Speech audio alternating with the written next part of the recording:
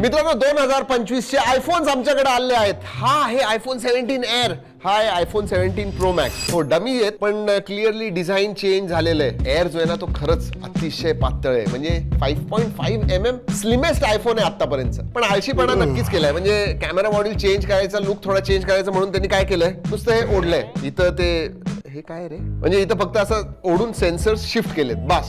Upgrade मध्ये A19 pro म्हणजे pro models मध्ये A19 प्रो येणार आणि बेस मॉडेल मध्ये हा प्लसला रिप्लेस करतो हा, आणि बेस मॉडेल मध्ये A19 येणार आहे. हा फोन एवढा थिन असल्यामुळं 3000 का 3100 mAh ची बॅटरी, 25 वॉट चार्जिंग आधी होतं, आता अपग्रेड होऊन 35 वॉट चार्जिंग झालेलं आहे. आणि तुम्हाला माहिती आहे ना, टायटेनियम 2 वर्षापूर्वी केवढं मोठ्या गोष्टी केलेल्या. टायटेनियम काढून टाकलेलं आहे लिटरली, आता परत अॅल्युमिनियम कडे वळलेले आहेत. हो पण कॅमेराज मध्ये अपग्रेड आहे, म्हणजे मागचे तिन्ही आता प्रो व्हेरियंट्स मध्ये 48 मेगापिक्सेलचे येणार. पुढचे सेल्फी कॅमेरा अपग्रेड झालाय, 24 मेगापिक्सेलचा आहे, आता पण 12 मेगापिक्सेलचा होता.